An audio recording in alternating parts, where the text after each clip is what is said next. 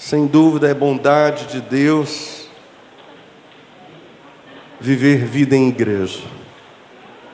É manifestação da bondade de Deus. Celebrar a comunhão. Desfrutar de amizades verdadeiras. Desfrutar de comunhão no mundo em que as sociedades e as instituições estão se esfacelando. Isso é presente de Deus. É bondade de Deus. A possibilidade de ser parte da Igreja de Cristo é um dos maiores presentes que Deus deu para a raça humana em todos os tempos. Pobre daquele ou daquela que não vive a comunhão com verdadeiros cristãos. Poderíamos comparar essa realidade à de um barco solitário em meio à tempestade no alto mar. Ou como uma faca que não consegue cortar coisa alguma. Ou como uma lâmpada quebrada sem poder brilhar. 1 João capítulo 2, verso 10 diz: aquele que ama a seu irmão permanece na luz, e nele não há tropeço. Vamos dizer isso juntos? Aquele que ama seu irmão permanece na luz, e nele não há tropeço. Há 9 anos, quase 10, assumimos o pastorado da Pibaua. Eu, minha esposa. E a pergunta que nos cabe agora é esta: o que isto propriamente significa? Eu poderia pedir, por exemplo, àqueles que se tornaram membros da Pibaua por batismo, reconciliação ou aclamação, que foi o que vivemos aqui hoje, a aclamação. Somente em 2019, as pessoas que se tornaram membros da Pibaua somente em 2019, que levantassem uma de suas mãos e mantivessem a mão levantada. Depois poderíamos pedir aos que se tornaram membros da Pibaua em 2020, depois e por fim, os que se tornaram membros da Pibaua em 2021, por exemplo. O que eu quero dizer é que Deus tem dado crescimento à nossa igreja. Um crescimento em comunhão, um crescimento numérico. E temos trabalhado juntos, como igreja. E esse é o nosso papel, e esse é o papel da Igreja de Cristo no mundo. Temos trabalhado juntos para o estabelecimento do reino de Deus em vidas e famílias. Eu gostaria de pensar em poucos segundos, em poucos minutos, em algumas verdades presentes naquilo que acabamos de dizer, Espírito Santo e eu. Considerando-se a chegada contínua de novos irmãos, apenas desde 2019 para cá. Então pensemos apenas nos 2 anos anteriores, na verdade 3, 19, 20 e 21. Do ponto de vista meramente natural, 2 ou 3 anos não são tempo suficiente para que pessoas se conheçam profundamente. Preste muita atenção nisso. Em perspectiva natural, 2 ou 3 anos não são tempo suficiente para que pessoas se conheçam profundamente. Para aqueles que trabalham com aconselhamento de casais, para aqueles que lidam com recém-casados, é muito clara a noção de que os 7 primeiros anos do casamento são anos de adaptação. 7, não 2 nem 3. Sem medo de errar, porém, nós podemos dizer o seguinte, que se a comunhão cristã fosse um fenômeno puramente social, sem um aspecto espiritual, se ela não fosse um milagre divino, algo que Deus promova, de um modo geral, nós ainda nos conheceríamos muito pouco. Tendo em vista o crescimento contínuo da nossa igreja. Estamos juntos no pensamento? Seríamos um amontoado de pessoas desconhecidas, de vínculos ainda não profundos, de vínculos ainda superficiais. Humanamente falando, de modo natural, analisando estas coisas, sequer estaríamos adaptados uns aos outros. A comunhão da igreja, porém, possui um mistério. Ela é um processo espiritual, antes de ser um processo natural ou físico, de aproximação geográfica, física das pessoas. Esta igreja é parte de um milagre mundial chamado Igreja de Jesus Cristo. A igreja é algo sobrenatural. As nossas vinculações não são construídas sobre uma base meramente natural. Igreja não é isso. Isso serve para clube. Igreja é o conjunto de homens e mulheres que foram chamados para fora de sua vida egoística, para fora do vazio, para fora da solidão, para fora do medo, para fora do materialismo, para fora da escravidão, a que o pecado os sobrecarregava, e essas pessoas, homens e mulheres, uniram-se a Cristo. Isso é a igreja. E por que se uniram a Cristo? Justamente porque se uniram a Cristo, uniram-se inseparavelmente uns aos outros. Eu gosto sempre de fazer essa comparação muito simples. Se Jesus Cristo fosse um poderoso ímã, atraindo a si partículas de metal, cada pedaço metálico seria uma pessoa. Depois de atraídos esses pedacinhos todos e unidos ao grande ímã, os pedaços ou partículas se transformariam numa estrutura coesa, sólida, perfeitamente encaixada. Como seria possível separá-las? Assim como a união cristã só existe por ser comunhão primeiro com Cristo, então, porque as partículas se unem ao grande ímã, então unem-se umas às outras. A desunião entre cristãos, de igual modo, é sempre primeiro afastamento de Cristo. O que faz alguém se desconectar do corpo é a desconexão com Cristo, cabeça do corpo. Afaste as partículas do ímã, e aí você conseguirá separá-las umas das outras. Toda a estrutura se romperá, ela se desfará. Enquanto as partículas estiverem ligadas ao grande ímã, estarão unidas umas às outras. 1 João capítulo 1, verso 3 diz precisamente isso. Ouça o que diz a Escritura. O que vimos e ouvimos, isso vos anunciamos, para que também tenhais comunhão conosco. Ou seja, a comunhão conosco é uma consequência. O que vimos e ouvimos, isso vos anunciamos, para que também tenhais comunhão conosco. E a nossa comunhão, de João, é com o Pai e com o seu Filho, Jesus Cristo. Porque estamos unidos a Cristo, então temos comunhão. Porque estamos igualmente unidos a Cristo, então temos comunhão. No momento em que nos desunimos de Cristo, a nossa comunhão acabou. A verdadeira comunhão com Cristo, diz a Escritura, automaticamente nos insere na comunhão da igreja. Isto é evidente por todo o livro de Atos dos Apóstolos.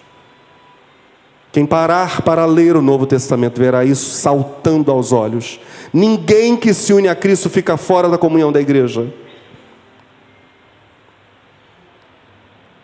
A falta de comunhão com a igreja, por todo o Novo Testamento, só demonstra que a pessoa está longe de Deus e longe de Cristo. Mas há um detalhe aqui. Assim como a nossa comunhão com Cristo, por mais que hoje, por exemplo, tenhamos cantado Jesus, tu és o meu maior prazer, assim como a nossa comunhão com Cristo ainda não é perfeita. Ainda não é. Chegará o dia em que ela será absolutamente perfeita. O dia em que não teremos mais a mancha do pecado, aleluia. Um dia em que não haverá nenhuma interferência, nenhum ruído entre nós e a voz de Deus. Assim como a nossa comunhão com Cristo ainda não é perfeita, a comunhão em igreja também não é. E nós precisamos nos deparar com esse fato. E eu quero falar brevemente com vocês, ou a vocês, um pouco sobre dois conceitos equivocados sobre comunhão cristã, apresentando, é claro, a resposta de Deus a esses equívocos. Primeira verdade é esta: a comunhão cristã, como não é um processo meramente natural, não é, portanto, um ideal humano, não é fruto de um sonho humano, de um projeto humano. Comunhão cristã não é isso. A comunhão cristã não é um ideal humano, é uma realidade divina. Diga comigo: a comunhão cristã é uma realidade divina. Dietrich Bonhoeffer, pastor de origem alemã, que viveu em comunhão íntima com os alunos do seu seminário teológico da Igreja Confessante, em Finkenwald, afirmou num livro que vários irmãos aqui já puderam ler, o livro Vida em Comunhão, o seguinte: numerosas vezes, lembrando que Bonhoeffer foi martirizado por ordem expressa de Adolf Hitler, então estamos citando aqui palavras de um mártir dos nossos dias, alguém que morreu por causa da fé cristã. Numerosas vezes, diz Bonhoeffer, toda uma comunhão cristã faliu porque vivia de um ideal. Justamente o cristão sério, aquele que pela primeira vez entra em contato com uma comunhão de vida cristã, muitas vezes trará consigo uma determinada imagem do tipo de vida em comum cristã. Então já traz um ideal, uma imagem, aquilo que ele espera que seja. Prossegue Bonhoeffer dizendo: e se empenhará em colocá-la em prática. No entanto, é a graça de Deus que logo levará tais sonhos ao fracasso. A grande decepção com os outros, com os cristãos em geral, e se correr tudo bem, também conosco mesmos, precisa nos vencer. Tão certo como Deus quer nos levar ao conhecimento da verdadeira comunhão cristã. Ora, o que esse homem de Deus, teólogo de mão cheia, mártir do cristianismo, Dietrich Bonhoeffer, quer nos dizer? O seguinte: a comunhão cristã nada tem a ver, preste muita atenção, com aquilo que nós sonhamos, ou com aquilo que nós imaginamos, ou com aquilo que nós queremos que ela seja. A comunhão cristã irá além. Por vezes ela exigirá mais do que nós esperávamos dar. Mas também ficará aquém das nossas expectativas. Por vezes ela nos dará menos do que o que esperávamos receber. E é para ser assim. Pois a comunhão cristã não é algo que nós estamos implantando, mas Deus está implantando. O nosso orgulho pessoal, a nossa pretensão, não podem trazer o amadurecimento da comunhão. Esse é um milagre que apenas o Espírito Santo realiza quando nós decidimos apenas 3 coisas. Vamos dizer juntos essas 3 coisas: amar, perdoar, servir. A nossa decisão é apenas esta: amar, perdoar, servir incondicionalmente. Nas palavras de Bonhoeffer, de novo, quem idealiza uma comunhão, ou uma imagem de comunhão, exige de Deus, exige das outras pessoas e exige de si mesmo que ela se torne realidade. Entra na comunhão colocando exigências, estabelece uma lei própria e a partir dela condena os irmãos e até mesmo acaba condenando Deus. Por que acaba condenando Deus? Ouça o que Romanos 14, verso 4 diz, palavras do apóstolo Paulo inspirado pelo Espírito Santo: quem és tu que julgas o servo alheio? Para seu próprio Senhor ele está em pé ou cai, mas estará firme, porque poderoso é Deus para o firmar. Quem és tu, pergunta o apóstolo, quem és tu que julgas um servo que não é teu? É servo que pertence a Deus. A impressão que eu tenho, olhando para todas estas coisas, é a de que as palavras de Bonhoeffer apontam para o seguinte, voltando a elas. O que Jesus diz em Mateus 18, verso 3, também se aplica à comunhão cristã. Mateus 18, 3 são palavras em que o Senhor Jesus diz: em verdade vos digo, que se não vos converterdes e não vos fizerdes como meninos, pequeninos, crianças, de modo algum entrareis no reino dos céus. Quem tem criança pequena vê isso toda hora acontecer. Crianças simplesmente brincam com outras crianças. Crianças não fazem cerimônia para brincar. Elas vão dando um jeitinho, se aproximando. Quando você vê, não se conheciam, daqui a pouco estão lá brincando, fazendo a maior festa. Isso é natural da criança. Elas iniciam uma relação de amizade sem grandes exigências e sem grandes expectativas. As crianças simplesmente querem brincar juntas. Crianças brincam com outras crianças, mesmo quando as outras crianças eventualmente ofendem ou agridem. A criança chora, chega no pai e na mãe e diz: fulano me bateu. Tá. Sangrou? Não sangrou. Então tá, perdoa fulano, volta lá. E a criança, se o pai não mandar voltar, pode ter certeza que ela vai voltar. Dificilmente ela não vai voltar, ela vai voltar e vai brincar como se nada tivesse acontecido. Crianças que ainda não foram contaminadas pelo rancor, por essa doença dos adultos, facilmente se reconciliam e retomam a sua missão, que é brincar.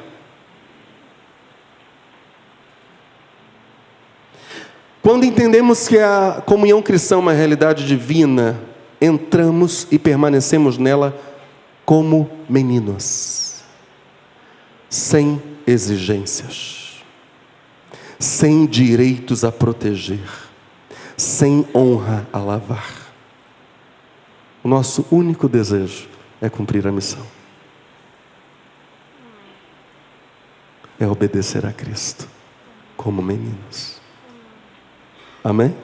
Amém. Nossos direitos se resumem a estar com Cristo. A nossa honra é simplesmente sermos parte do corpo de Cristo. Nada menos que isso. E o impossível, nada mais que isso. De uma forma direta, o Senhor diz para nós: ame seus irmãos, ame apenas. Obedeça a Deus amando seus irmãos, ame apenas, obedeça apenas. O crescimento da comunhão cabe a Deus. Apenas ame. Quando algo parece menos aos nossos olhos, nós temos a tendência de desprezá-lo. Com a comunhão cristã é exatamente assim.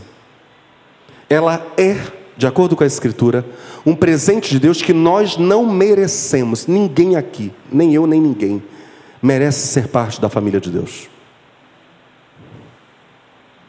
A comunhão cristã é um presente da graça de Deus. Nós não merecemos.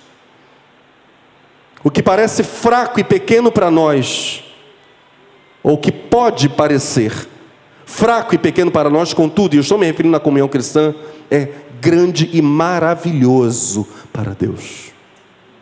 Deus olha para a comunhão do seu povo e diz: minha família, meus filhos, meu povo. Deus vai dizer exatamente isso ao longo da Escritura. Assim como nós não somos chamados por Deus para ficar o tempo todo, neuroticamente, medindo se estamos crescendo na fé, mas somos chamados sim a crescermos na fé.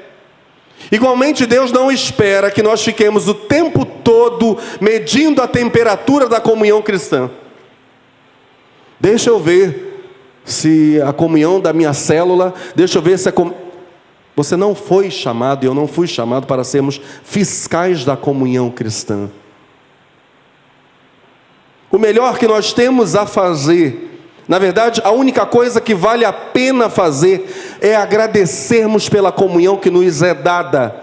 E quanto mais gratos nós formos a Deus pela dádiva da comunhão, tanto mais nós cresceremos em comunhão. Olha o que diz o Salmo capítulo 100, verso 3. Sabei que o Senhor é Deus, foi Ele e não nós que nos fez povo seu e ovelhas do seu pasto. Poderíamos dizer, à luz desse mesmo verso, Salmo 100, verso 3, sabei que foi Ele e não nós que nos fez seu povo. É para sabermos isso. Olha para o seu irmão com carinho, com amor e diga, precisamos saber.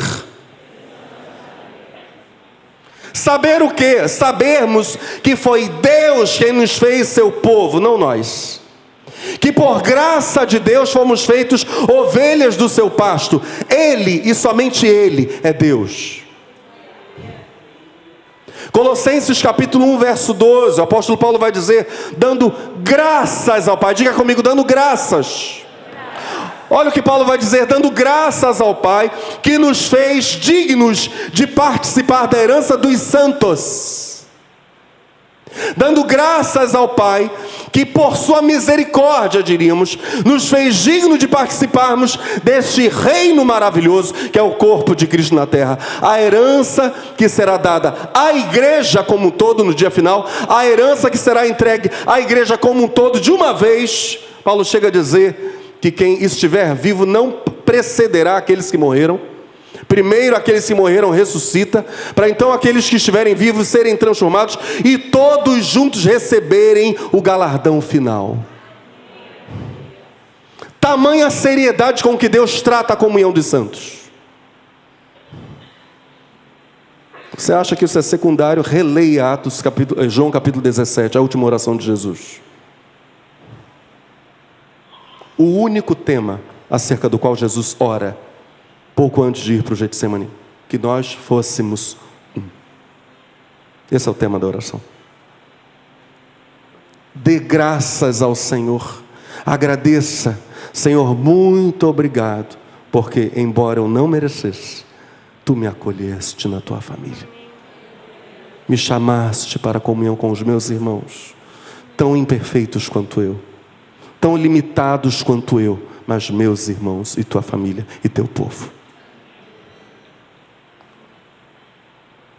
Ao conquistar Jerusalém, Davi ampliou seu governo, estabeleceu a cidade de Jerusalém como sua sede estratégica central na cordilheira de Sião.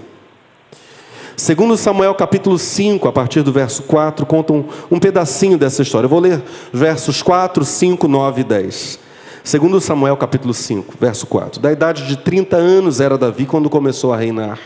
40 anos reinou. Em Hebrom reinou sobre Judá 7 anos e 6 meses.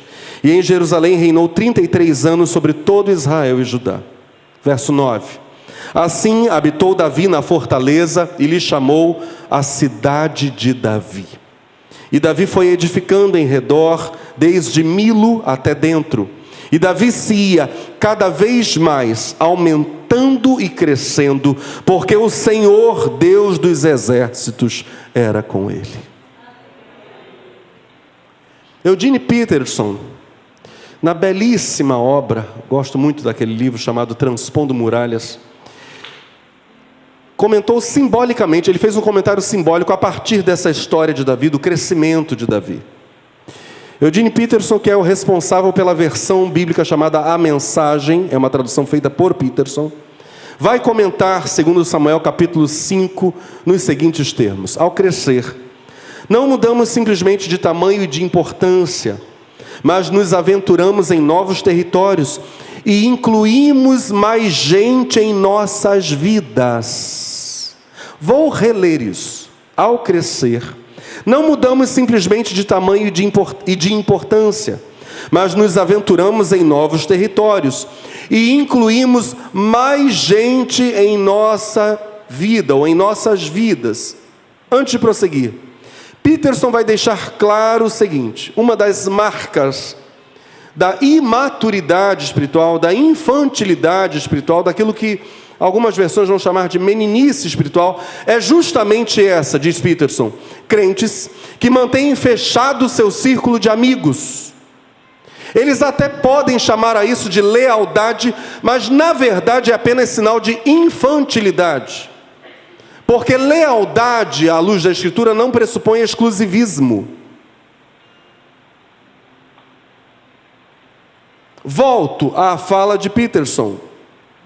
Ao crescer, não mudamos simplesmente de tamanho e de importância, mas nos aventuramos em novos territórios e incluímos mais gente em nossas vidas diga assim comigo, servirmos mais, amarmos mais. Isso é crescimento. Davi vai ampliar território. Peterson vai olhar para isso e dizer: assim é o cristão amplia seu território. O cristão, conforme vai amadurecendo, vai ampliando seu campo de atuação, vinculando-se de forma cada vez mais ampla e cada vez mais curadora, para servirmos mais, para amarmos mais. A maturidade aparece então como um elemento criador de amizades, cultivador, ampliador até onde for possível do círculo de vínculos de amizades. Isso é maturidade. Maturidade na comunhão, maturidade relacional. Segundo engano que precisamos rebater, já citamos na parte inicial da mensagem, mas precisamos enfatizar agora, é este: comunhão cristã não é uma realidade psíquica, é uma realidade espiritual.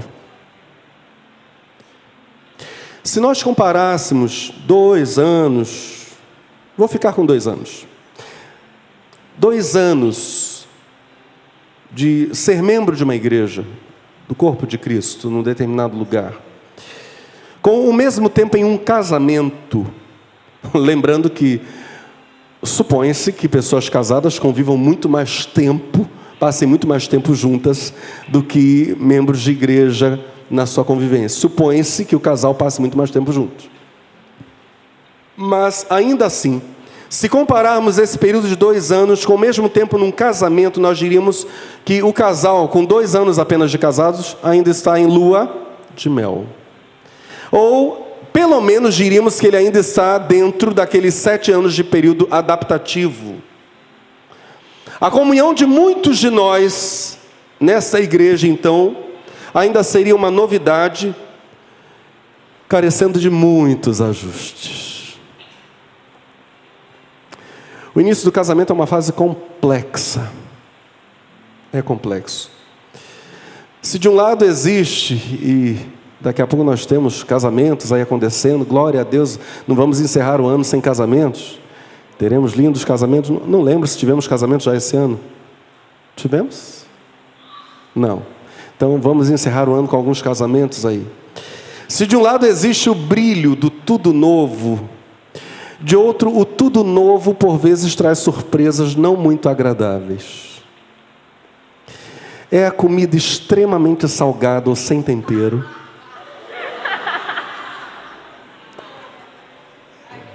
Nunca aconteceu isso na nossa vida, né, amor? Jamais. É a comida extremamente salgada ou sem tempero.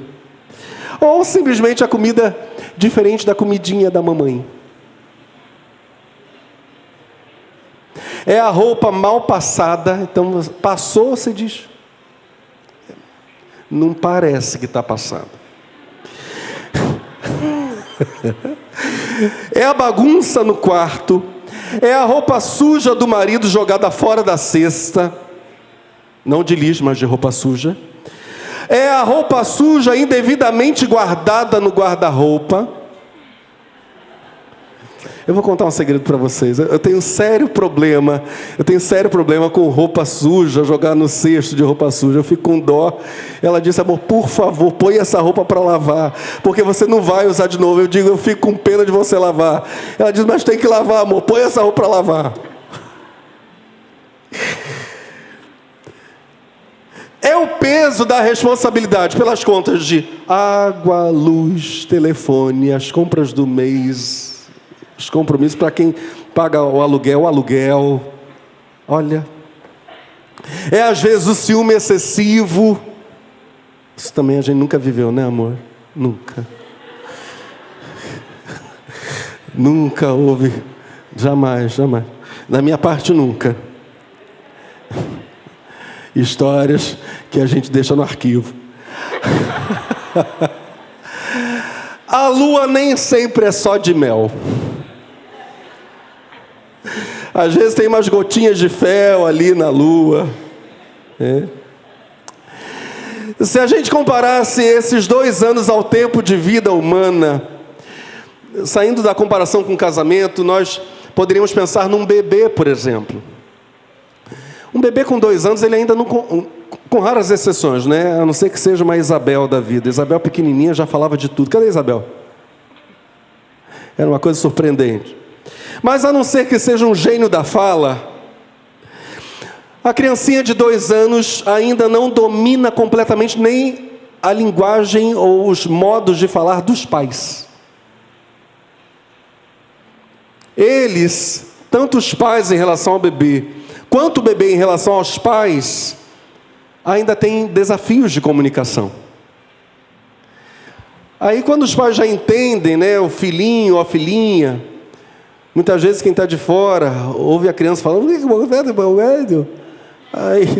aí diz, o que seu filho falou? Eu não entendi nada. E o pai ou a mãe traduzem aquilo como se fosse a coisa mais clara do mundo. Os de fora quase nada entendem quando a gente pensa, por exemplo, num bebê de 1 ano. Esses bebês não dominam a linguagem dos adultos. E para os de fora, então, eles falam outro dialeto, uma coisa que vem talvez de Marte ou de Saturno. A comunhão cristã, operada pelo Espírito Santo, é uma realidade espiritual. Por causa disso mesmo, a comunhão com o Senhor nos faz entendermos, dentro da comunhão cristã, muito mais que palavras. Nós somos capazes de perceber coisas invisíveis por ação do Espírito Santo na comunhão. Pegamos mais que palavras, mais que ações, mais que reações. Um bebê de 2 anos, por exemplo, pensando de novo nele, ele consegue andar. Alguns já conseguem correr. Mas os bebês de 2 anos ainda têm muita facilidade para cair. O equilíbrio ainda está se consolidando. Os músculos e as articulações ainda são frágeis. Com a prática, e com a prática em andar e correr e os necessários tombos, isso aí faz parte da vida, o bebê vai amadurecendo seus movimentos. Mas o processo de crescimento precisa ser respeitado. Por vezes o processo precisa ser tolerado. Deverá haver mutualidade. Aquilo que nós poderíamos chamar de uma nova reciprocidade. A comunhão cristã traz nova reciprocidade. Aqui nós precisamos definir. Mutualidade, quando nós falamos de mutualidade, estamos tratando das expressões recíprocas. Essas expressões poderiam ser chamadas no Novo Testamento de mandamentos recíprocos. Indicam as nossas obrigações mútuas, as nossas oportunidades mútuas de expressar a vida, ou seja, vida em comum, a nossa mutualidade. São mandamentos que não indicam apenas o que nós devemos fazer, mas aquilo que nós também não devemos fazer para preservarmos a comunhão e a unidade da família de Deus, do corpo de Cristo. Exemplo: amem-se uns aos outros, Romanos 12, verso 10. Aceitem-se, Romanos 15, 17. Aceitem-se uns aos outros. Aceite o seu irmão. Com as esquisitices, com as estranhezas, aceite-o. Quanto à nova relacionalidade, há duas regras espirituais poderosas em operação. Nós vamos colocar em primeira pessoa. Diga comigo: devo ter a iniciativa do amor. Amor não é um conceito abstrato. Amor é algo prático que requer iniciativa. É fazer algo. Mateus 7, verso 12, olha o que Jesus vai dizer: portanto, tudo que vós quereis que os homens vos façam, fazei-lo também vós, porque esta é a lei e os profetas. Verso seguinte, eu gosto dessa sequência, eu acho essa sequência simplesmente reveladora. É nesse contexto, preste muita atenção, é nesse contexto de fazer aos outros o que eu quero que eles me façam, que Jesus diz no verso seguinte: entrai pela porta estreita. É nesse contexto. É no contexto da prática do amor que Jesus diz: entrem pela porta estreita. Porque larga é a porta, e espaçoso o caminho que conduz à perdição, e muitos são os que entram por ela. E porque estreita é a porta, e apertado o caminho que leva à vida, poucos há que a encontrem. Contextualmente, Jesus está dizendo para nós que a prática do amor é decisiva quanto à manifestação ou não da salvação. É isso que demonstra. Não é uma teoria, não é um discurso, não é um conceito. É a prática do amor que diz se eu entrei no caminho estreito, se eu passei pela porta estreita ou não. Como diz Tiago: mostre-me a sua fé pelas suas obras. É isso. Segunda regra espiritual poderosa em operação na nova relacionalidade. A primeira é: devo ter a iniciativa do amor. A segunda, semelhante a esta, é a seguinte: não devo esperar contrapartida humana. Você pode repetir isso comigo? Não devo esperar contrapartida humana. Você ouviu o que você acabou de falar. Olha o que nós acabamos de dizer. A nova relacionalidade, a comunhão cristã, exige de nós a iniciativa do amor e exige de nós que não esperemos contrapartida humana. O chamado à comunhão cristã é o chamado à cruz. A cruz nunca vai nos deixar. No exato momento em que sairmos da cruz, saímos do Evangelho. A cruz nos acompanhará por toda a caminhada cristã. Ela é nossa fiel companheira. Nos versos 13 e 14 de Mateus 7, texto que acabamos de ler: portanto, tudo que vós quereis que os homens vos façam, fazei-lo também vós, porque esta é a lei dos profetas. Isso é o verso 12. Agora 13 e 14. Entrai pela porta estreita, porque larga é a porta e espaçoso o caminho que conduz à perdição, e muitos são os que entram por ela. E porque estreita é a porta e apertado o caminho que leva à vida, poucos há que a encontrem. Nesses versos últimos, 13 e 14... e em nenhuma outra parte da Bíblia nos dá Jesus, ou nos dão os apóstolos, nos dá o Espírito Santo, não há nenhuma garantia de recebermos dos homens a reciprocidade da iniciativa. A Bíblia não nos dá isso. Dê e você vai. A Bíblia só fala disso em relação a Deus. Deus recompensará. Deus dará medida prensada, sacudida e transbordante. Deus. A Bíblia não propõe para nós que entrarmos pelo caminho estreito, esperarmos contrapartida humana. Esperemos a generosidade divina. A Bíblia garante a recompensa divina. Não estou dizendo com isso que não receberemos por vezes contrapartida humana. Claro que receberemos. Claro que por muitas vezes o bem que fizermos voltará para nós, talvez através da mesma pessoa que foi beneficiada por nós. Mas essa não deverá ser a nossa motivação. E não há garantias de que isso acontecerá. A Bíblia garante que haverá recompensa divina. Eu amo. Então a nova reciprocidade se resumiria em algo assim: eu amo porque Deus me amou, mesmo quando eu não o amava. Pode ser que correspondam ao meu amor, mas o que importa é que como filho, como filha, serei semelhante ao meu Pai que está nos céus. Amarei, amarei, amarei. Isso é o que importa.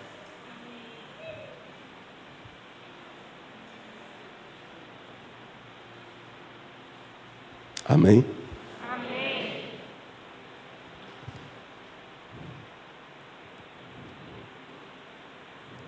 E dele temos também este mandamento, diz 1 João 4:21. Quem ama a Deus, ame também a seu irmão. Eu quero finalizar esta mensagem dizendo o seguinte: a iniciativa do amor nos obriga a pensarmos na paixão de Cristo. Não se distraia, por favor. É o final. A iniciativa do amor nos obriga a pensarmos na paixão de Cristo. Pensemos na paixão do Senhor. A paixão é o momento em que Jesus não somente sofre com os homens, não é apenas isso. Não é o momento apenas em que Jesus, como homem, passa por dor, passa por angústia. Não é só isso. De modo mais específico, sabemos, a Bíblia diz que ele sofre em lugar dos homens. A ceia que agora celebramos tem algo de sublime e de estranho. A ceia nos convida a agradecermos a Deus pelos sofrimentos de uma pessoa. Isso é estranho. Ser grato pelos sofrimentos de amor de Jesus de Nazaré é o que a ceia exige de nós. Ao participarmos do pão e do vinho, Deus está dizendo: celebrem a morte do meu filho. Sublime e estranho. Mas eu creio em algo. Nas ceias, eu creio que nas ceias, como Cristo já sofreu por nós por puro amor, Ele vem se encontrar conosco, especialmente para nos agradecer por sofrermos com Ele e por Ele.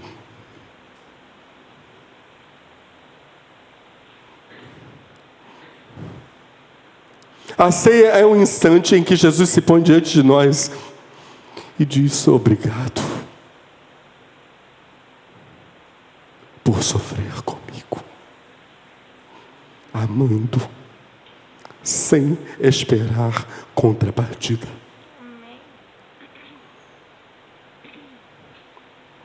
Cristo está aqui nesta ceia para agradecer, para elogiar, como Ele fará no dia final. Nosso amor, que nos faz negarmos a nós mesmos por amor a Ele. Amém. Se eu não devo esperar contrapartida humana, ainda que ela possa acontecer, se ela acontecer, glória a Deus, estou no lucro. Mas se não devo esperar a contrapartida humana, mas a recompensa divina, Eu preciso lembrar que os galardões prometidos por Cristo são a sua recompensa final. São a forma última de agradecimento àqueles que sofrem por amor a Ele. Há pessoas que nunca desfrutam a plenitude de alegria que a ceia quer nos proporcionar, porque não entendem isto. A ceia é o banquete do perdão. O perdão que deve ser vivido continuamente na comunhão cristã. Essas pessoas não percebem que Cristo levou por elas, por exemplo, a dor que elas sentiram a serem traídas. Mas Cristo também levou na cruz, ou para a cruz, a dor de ser traído por elas, em cada um dos seus pecados. O cálice do qual nós vamos beber é o cálice do perdão. A Bíblia diz que é o cálice do perdão de todas as ofensas. Colossenses 2, verso 13, diz o apóstolo Paulo: quando vós estáveis mortos nos pecados e na incircuncisão da vossa carne, vos vivificou juntamente com Ele, perdoando-vos todas as ofensas. Na cruz de Cristo, simbolizada na ceia, todas as ofensas estão perdoadas. Do que então estamos falando ao tratarmos do cálice do qual iremos beber? Esse cálice do perdão de todas as ofensas. Preste atenção, ali estão simbolizados os perdões a todas as nossas ofensas a Deus. Ali estão simbolizados os perdões a todas as nossas ofensas aos homens. Ali estão simbolizados os perdões a todas as ofensas dos homens, dos nossos irmãos, por exemplo, a Deus. Ali estão simbolizados os perdões a todas as ofensas dos homens a nós. Ao tomarmos o cálice da ceia, não estamos apenas dizendo que os nossos pecados foram perdoados na cruz, mas estamos dizendo que os pecados dos outros contra nós foram perdoados na cruz. Aleluia. É o cálice do perdão. Mas há pessoas que não entendem isso, acham que o perdão é só para elas, e para os outros elas dão rancor, e para os outros dão mágoa, enquanto recebem de Deus graça e perdão. Isso é utopia. Jesus vai dizer quando estiverdes orando: perdoai, se tendes alguma coisa contra alguém, para que vosso Pai que está nos céus vos perdoe as vossas ofensas.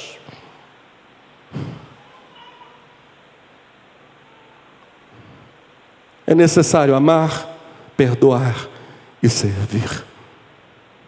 Se não pudermos participar do cálice do perdão, precisamos fazer uma pergunta muito séria: de qual cálice poderemos participar? Por incrível que pareça, a Bíblia tem resposta para isso, objetiva. A Bíblia diz de qual cálice beberá aquele que não beber do cálice do Senhor. Há um contraste no Novo Testamento, quando são citados apenas 2 cálices ao longo de todo o Novo Testamento. Apenas 2. Um é este. 1 Coríntios 11, 28. Examine-se, pois, o homem a si mesmo, e assim coma deste pão e beba deste cálice. Participe do cálice do perdão. Não o rejeite, diz Paulo. Não se exclua dele jamais. Beba do cálice do perdão, lembrando que é perdão generoso para todos.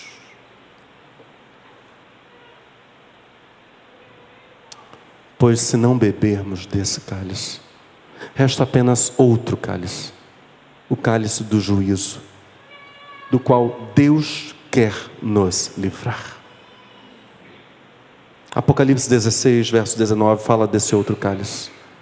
A grande cidade fendeu-se em 3 partes, e as cidades das nações caíram, e da grande Babilônia se lembrou Deus, para lhe dar o cálice do vinho da indignação da sua ira. é o outro cálice. A grande Babilônia, que representa toda essa realidade mundana, distanciada de Deus, desobediente ao mandamento do amor. Lembrando que Jesus diz, isso sintetiza tudo. Nisso está a lei, nisso estão os profetas, é o mandamento do amor. Essa realidade distanciada de Deus, simbolizada aqui na Babilônia, no último dia beberá, ou no final desta era, beberá o cálice da ira. Não é este o cálice reservado para nós. Para nós, o cálice do perdão. Para nós, o cálice da comunhão com Cristo e com os nossos irmãos. Para nós, o cálice do amor. Para nós, graça em Jesus, nosso Salvador. Aleluia.